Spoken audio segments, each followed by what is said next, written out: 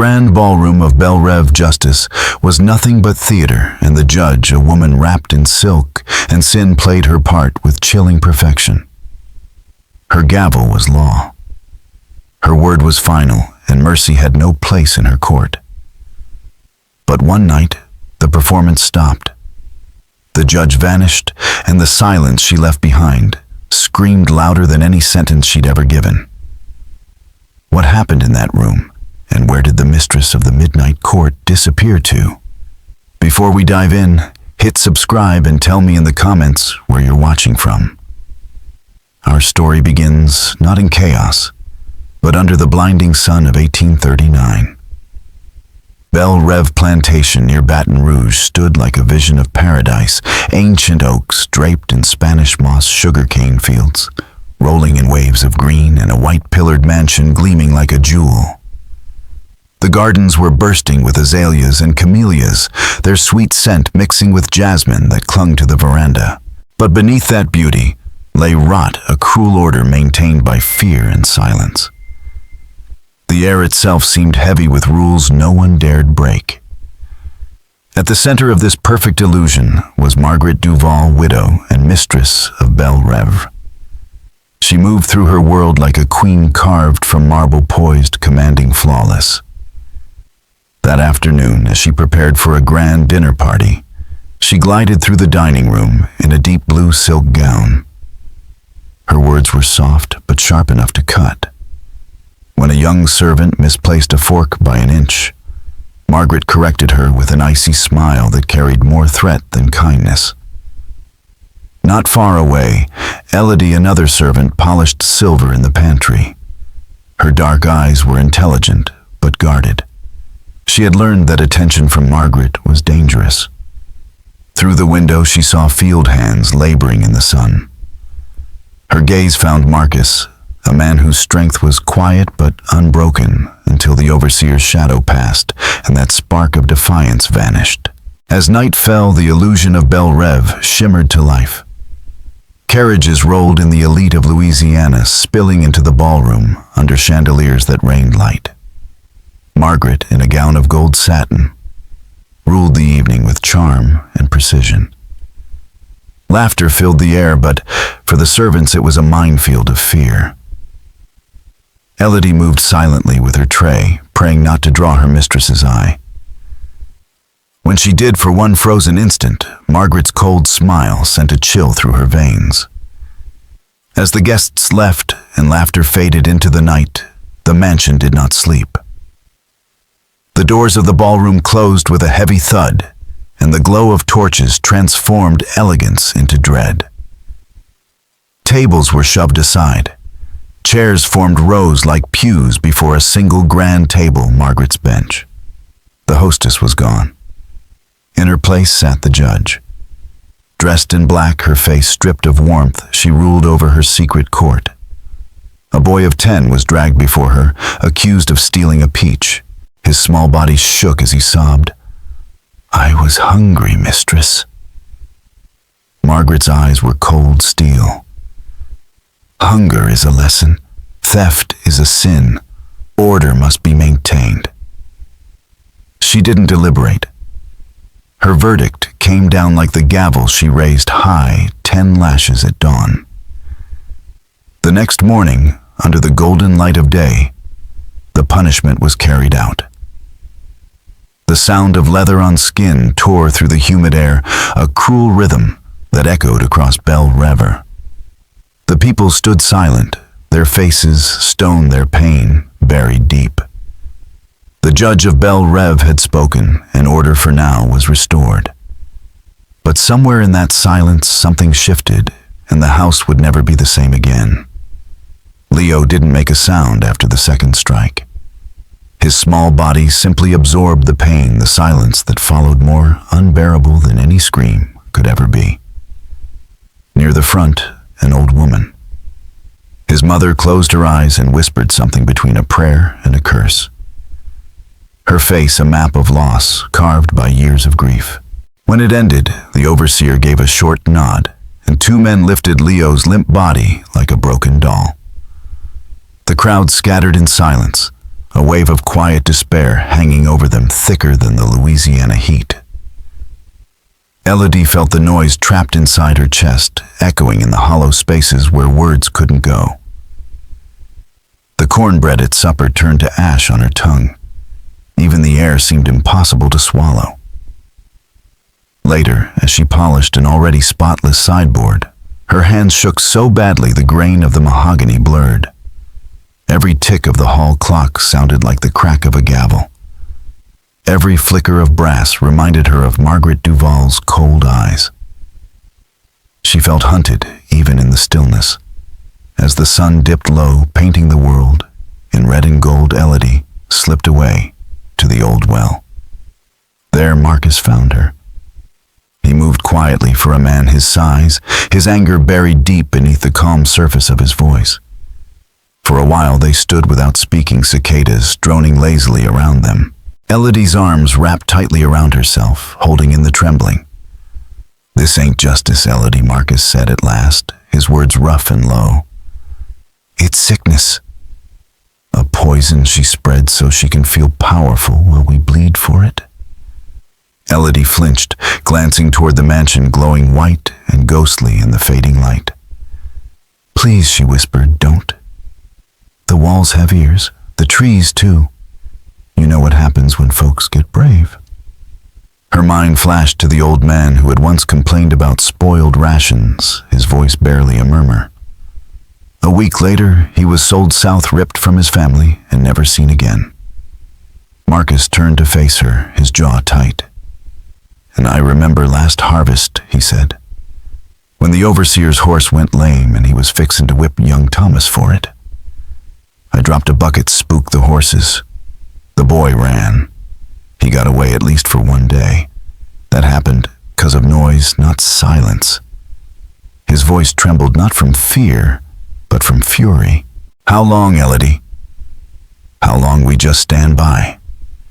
Watch children whipped for a piece of fruit while she drinks from crystal. Quiet keeps us breathing, sure, but it don't keep us alive. It just lets us die slower." His words hung heavy between them, a wound neither could close. While Marcus and Elodie wrestled with the price of survival, Margaret Duval sat alone in her late husband's study, a room that still smelled of him, thick with tobacco and leather ghosts of power and arrogance. The shelves were lined with books bought for display, not for reading. The great mahogany desk was buried under ledgers and yellowed papers. Margaret looked small behind it, swallowed by the oversized chair once made for a man. The lamplight cast sharp shadows across her face as she studied the columns of numbers that refused to obey her. The estate was collapsing. Profits from the harvest were dwindling, the debts mounting faster than she could hide them. She saw it as betrayal by the land, the weather, the people she owned. With trembling hands, she pushed the ledgers away and opened a velvet-lined box. Inside was a miniature portrait of her late husband. His painted eyes seemed to mock her, just as his living voice once had, when he told her not to worry that pretty little head. He had left her this decaying empire, 200 souls she now ruled with fear instead of love. The trials she held in secret were never about justice. They were theater. A desperate woman's attempt to control what she no longer understood. From a locked drawer, she pulled out a stack of letters. The one on top, from a creditor in New Orleans, made her blood run cold. "We must insist upon a meeting regarding your outstanding balance. Our patience, unlike our interest, is not infinite."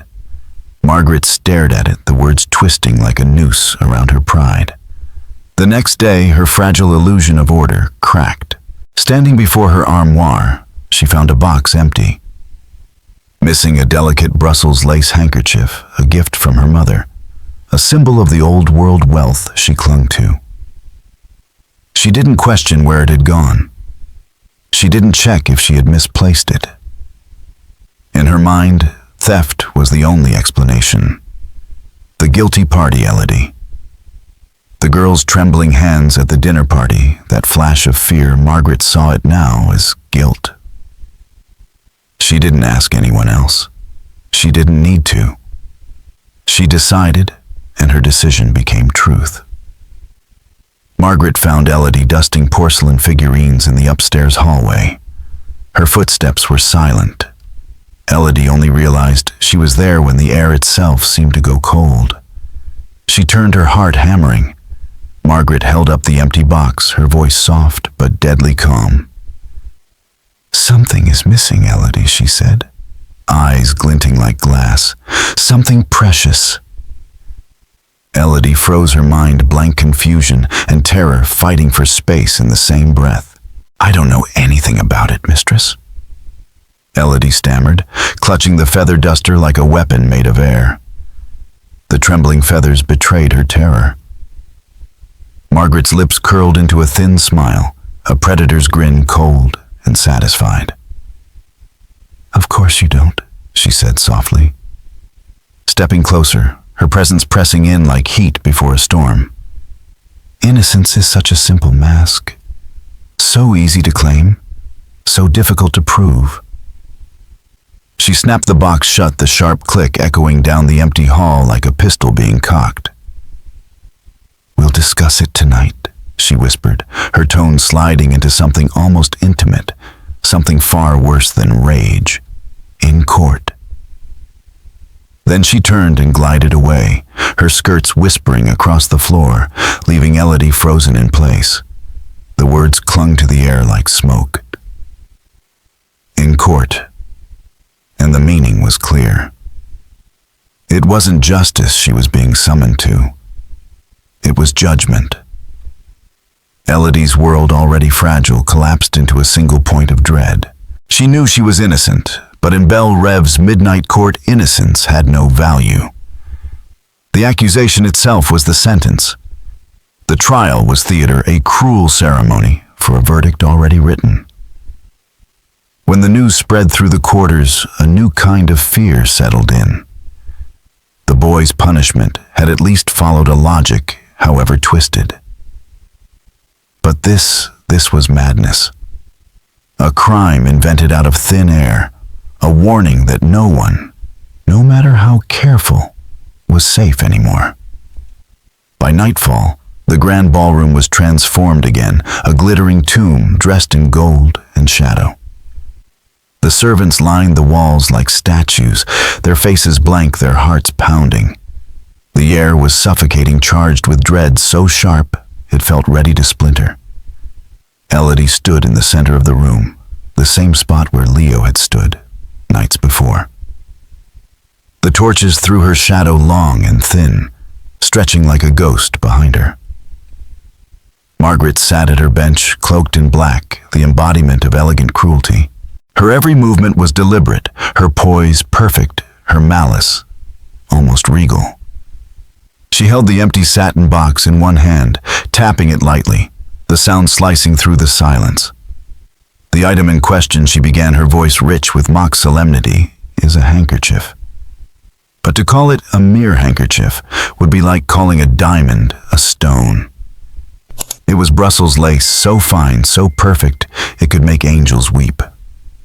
A gift from my mother. Her words hung heavy as she turned her eyes to Elodie. You have been in my chambers. You have handled my linens. I am offering you a chance to prove your innocence. Describe it. It was a trap so precise, so vicious, it was almost art. Elodie's mind went blank. She'd seen dozens of such things, lace and silk folded and perfumed, but none meant anything to her. They were objects of her labor, not her life. Her tongue felt heavy as she whispered, I cannot, Mistress. I've seen many, but I do not recall one in particular. Margaret's smile widened, cruel and thin. Precisely, she hissed. You cannot describe it because you never saw its beauty. You saw only its worth. You looked upon a treasure and saw a thing to be sold. Your forgetfulness is not ignorance, it is confession. Her logic was madness, but in that room, madness was law. Margaret lifted her gavel. The verdict, she declared, her tone suddenly solemn, is not for theft alone, but for a lack of soul. You will be confined to the attic for 2 days with only water. You will have time to reflect on beauty and on ugliness. A sharp intake of breath rippled through the room.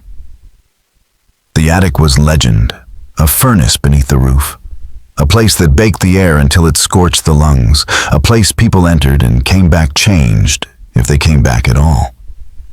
Marcus, standing in the back, felt rage rise in him like fire. His fists clenched until his nails cut into his palms, drawing blood. Every muscle screamed to move, to act, to stop this, but the sea of terrified bodies held him still. He knew what would happen if he tried. He'd die, and others with him. So he watched, teeth grinding, as Elodie was led away, her face pale, her eyes wide with disbelief. 2 days later, the attic door creaked open.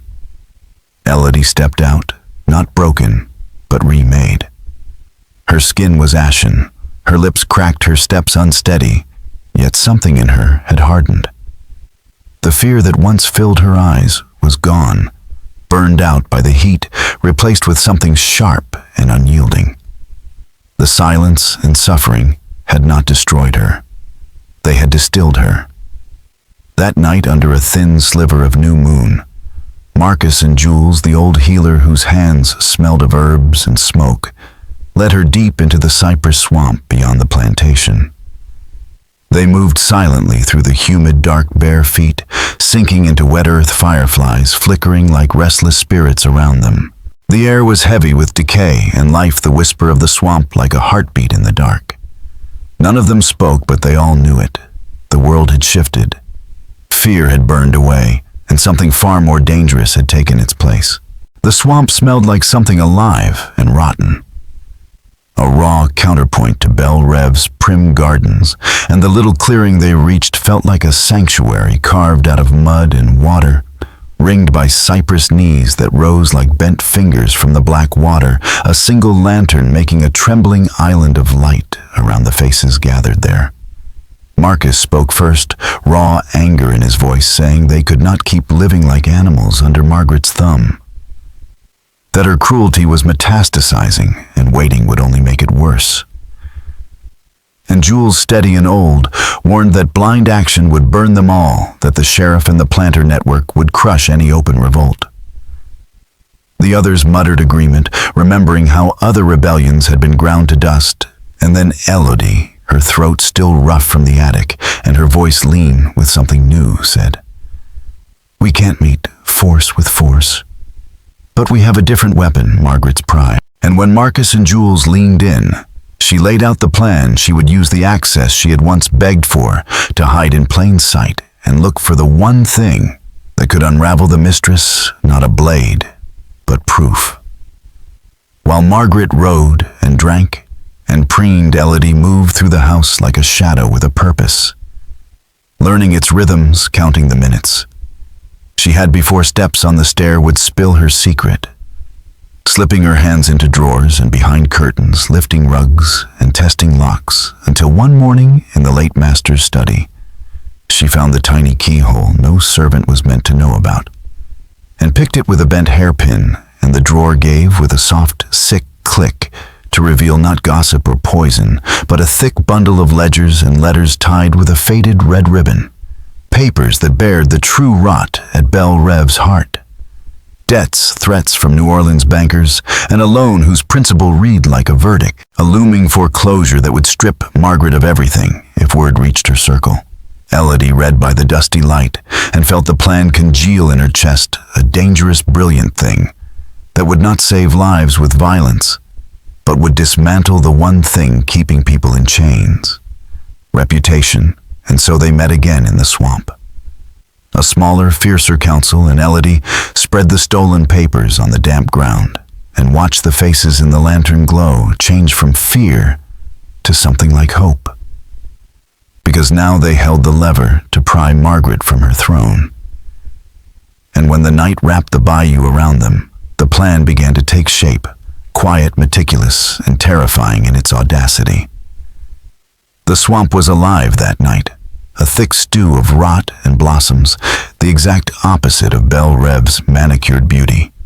Their secret meeting place was a small island of dry ground, ringed by cypress trees whose roots jutted from the water like bones. A single lantern glowed between them, lighting the faces of 6 people balanced between terror and resolve. Elodie spoke first, spreading out the stolen letters and ledgers on the damp earth. Her voice was hoarse but steady as she told them what she had found. The debts, the threats from creditors, the rot behind the white columns. When she read aloud Monsieur Dubois's words, outstanding principal of $50,000, and final recourse will be foreclosure, the air went still.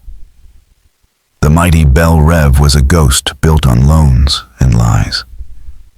Her power isn't the whip, Elodie said quietly. It's the illusion of respect. Take that away, and she falls. Jules nodded, murmuring, a serpent's strength lies in its skin. Once it sheds, even its own kind will devour it. Marcus scowled. Paper, he asked bitterly. We're going to fight her with paper? Elodie met his eyes. Not to stop her, but to stop them. The men who protect her because they think she's untouchable. The plan they formed was as dangerous as it was brilliant. In a week, Margaret would host another of her glittering dinner parties, and among the guests would be Dubois himself and Madame Perrault, a gossip whose love of scandal was legend. Elodie would hide the banker's letter in the sheet music book on the grand piano. When Madame Perrault opened it to play, the paper would fall out. Curiosity would do the rest, and gossip would carry the ruin through every drawing room in Louisiana.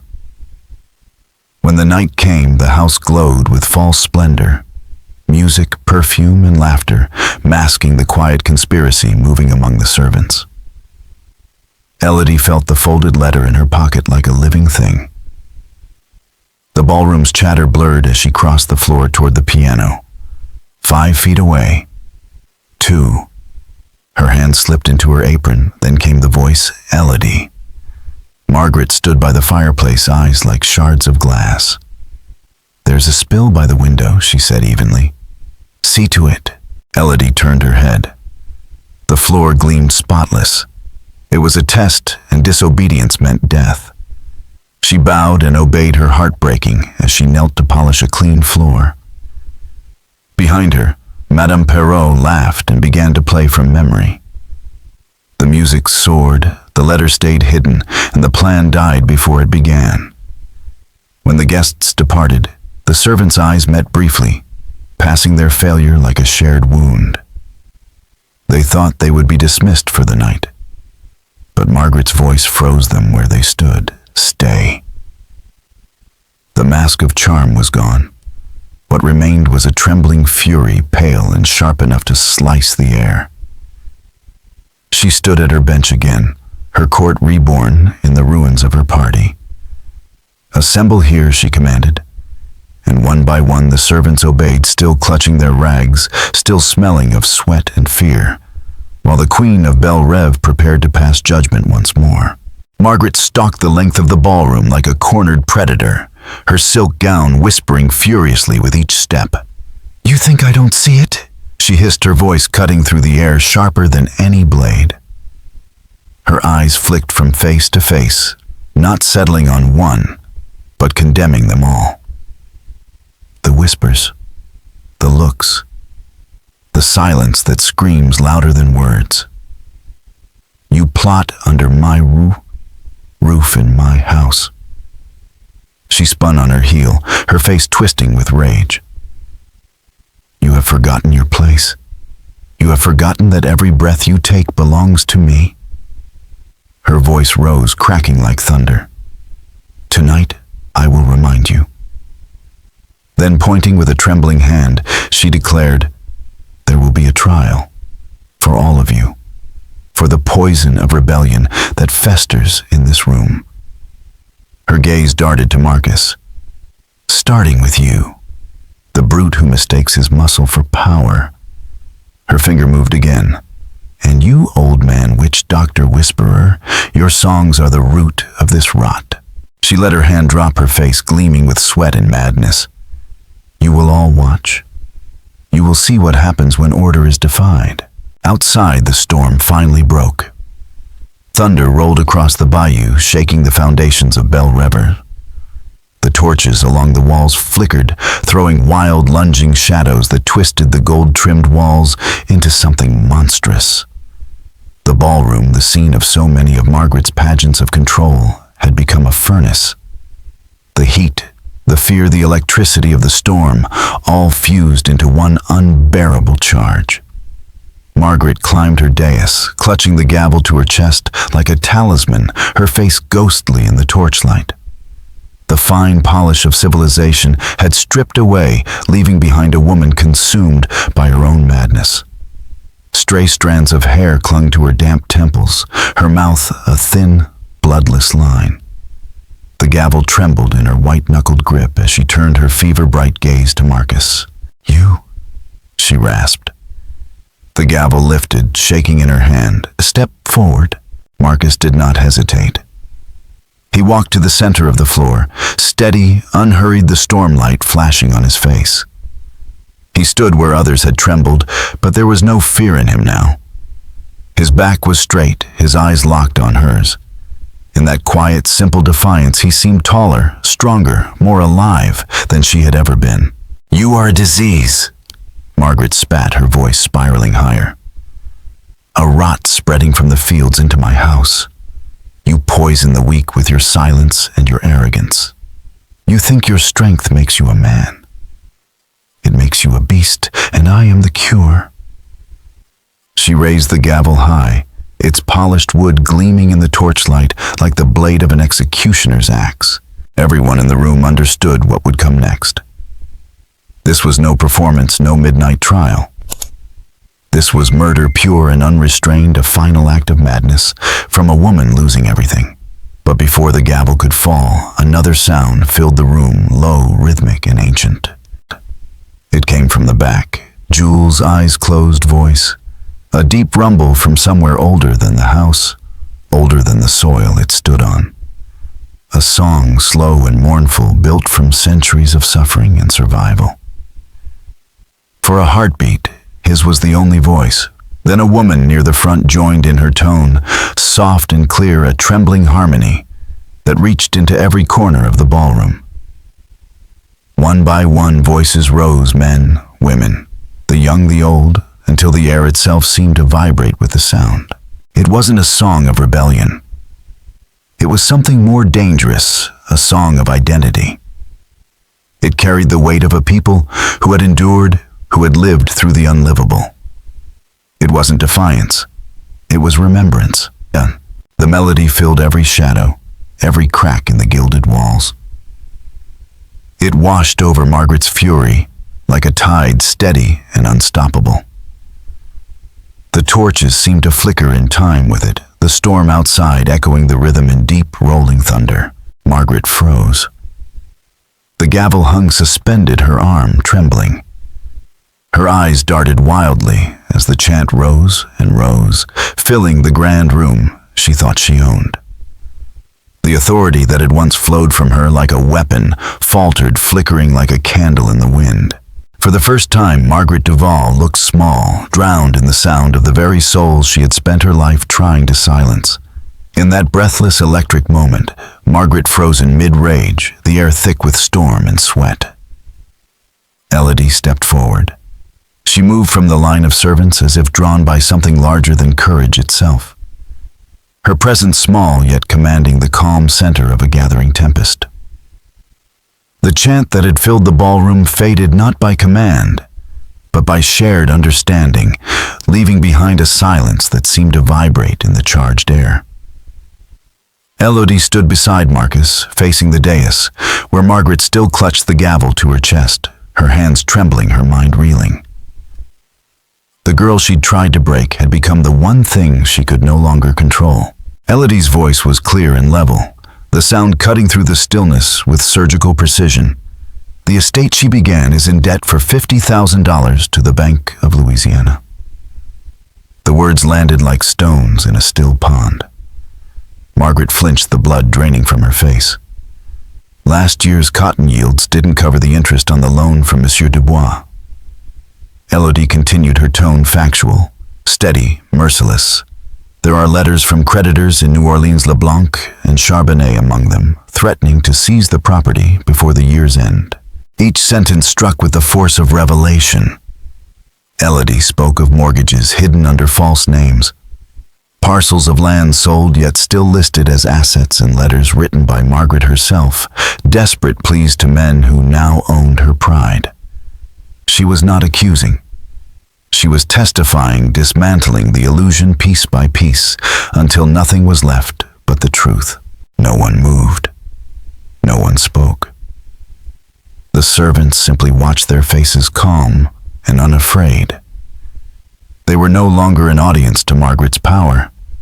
They were witnesses to its end. The silence of their collective gaze was the final verdict. Margaret Duval, Mistress of Belle Reve, Queen of Order and Cruelty, stood exposed before those she had claimed as her property. Her supremacy revealed for what it was, borrowed, brittle, and already crumbling. The reality of it struck her like a physical blow. The gavel slipped in her hands. Her mouth opened and closed without sound. The color drained from her face until she looked like something carved from wax. And then came the sound, a strangled, inhuman scream that seemed torn from her very soul. It wasn't a voice anymore, but a sound of something dying, a world, a delusion, an empire. She lunged from the dais with a sudden convulsive fury. Not toward Marcus, the man who had defied her strength, but toward Elodie, the voice that had stripped her of everything she believed herself to be. "You!" she shrieked, her voice breaking. "You filthy, prying little snake. You'll pay for this." Her silk skirts tangled as she stumbled forward, hands clawed, eyes blazing. But before she could reach her target, Marcus and two others stepped in front of Elodie, forming a wall of flesh and resolve. The room exploded into motion. Servants surged forward in panic and protection, the sound of chaos filling the air, shouts, gasps, the crash of overturned chairs. Margaret thrashed, screaming, the last remnants of her control dissolving into madness. Then came the sound. A small, simple, final sound, the gavel falling from her hand. It struck the polished floor with a sharp, splintering crack that echoed through the ballroom like a gunshot. The rosewood head split cleanly in two. Everything stopped. Margaret froze mid-lunge. Her hand outstretched, her breath ragged. Her wild eyes darted to the shattered gavel at her feet, the symbol of her judgment, her order, her authority, now nothing but broken wood. She looked up slowly, scanning the faces around her, and for the first time truly saw them. The fear was gone. Where there had once been trembling submission, there was only stillness, a quiet, united calm that no whip, no threat, no scream could ever undo. Margaret's power had ended not with rebellion, but with recognition. The house itself seemed to exhale the storm outside, howling through the cracks like a benediction. Belle Reve had finally fallen silent, and in that silence the people it had devoured for so long began at last to breathe. In that single shattering moment, Margaret Duval saw what she had always feared most. Not rebellion, not violence, but pity. Calm, resolute pity. They were not going to strike her down or beg for mercy. They were simply finished with her. Her rule, her theater, her illusion. It was over. The fury drained out of her, leaving a hollow, shaking shell. Her breath hitched, her face crumpling, and a sound broke from her throat, a small, pitiful sob, the cry of a child who has finally realized she is alone. She turned and ran, tripping over splintered chairs and shards of glass, her silk gown ripping as she fled through the open doors and into the storm. Rain lashed against her face as lightning clawed at the sky. In moments she was swallowed by the black water and the screaming wind, vanishing into the wild heart of the Louisiana night. When dawn came, the storm had burned itself out. The air was cool and washed clean, carrying the scent of wet earth and jasmine crushed underfoot. Belle Reve stood silent beneath the pale light, the world holding its breath. The house servants emerged slowly from the ballroom, their faces drawn but calm, their movements careful and deliberate. They set about putting the room back in order, not out of obedience, but out of quiet resolve. The tables were lifted, the glassware gathered, the silver polished. Yet in the center of the room, they left the overturned chairs untouched. And on the polished floor, bathed in the soft morning glow, lay the two halves of the broken gavel. They did not move it. It remained where it had fallen, a monument to the end of tyranny. The plantation was eerily still suspended between grief and liberation. The fear that had once filled every corner had lifted, replaced by something new and uncertain. They were adrift now, but the weight that had anchored them in terror was gone. By mid-morning, the quiet was broken by the grind of wheels on gravel. Sheriff Beaumont arrived, his buggy spattered with mud, his expression one of irritation more than concern. He had been told there was trouble at Belle Reve, a storm shouting a woman's scream. He found the mansion disordered, the servants subdued but calm, the air heavy with something he could not name. He questioned them all. Jules spoke first, his voice low and respectful. "The mistress, she wasn't herself last night, Sheriff.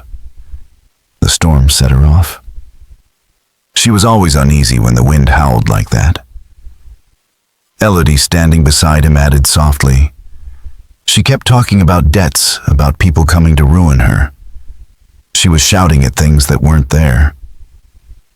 Then she just ran out into the rain." When Beaumont asked which way, every servant answered the same, toward the bayou. Their eyes were wide. Their tones hushed, their stories identical. They spoke of the storm-swollen waters, of the thick mud and the gators that prowled the shallows.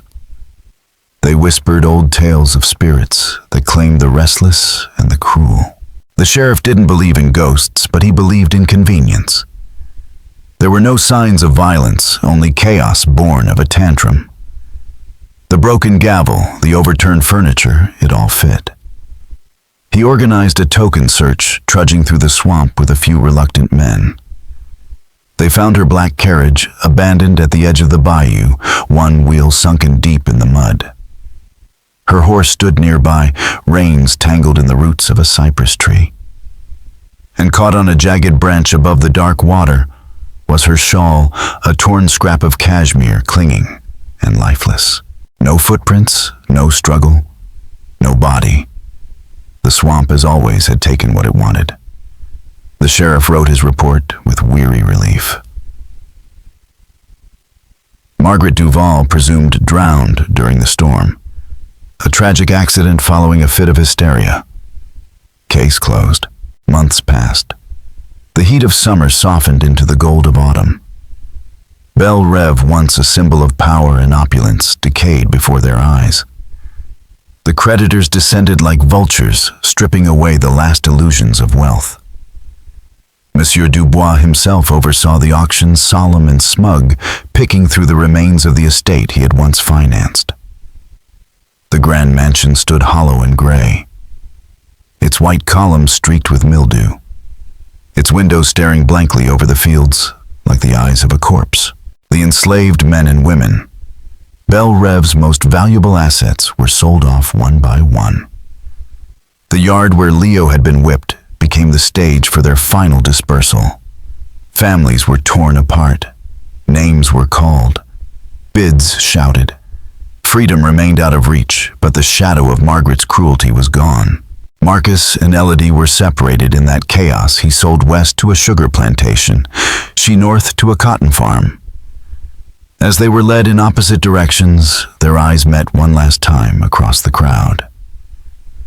No words passed between them, only a look, a quiet acknowledgement of what they had survived and what they had done.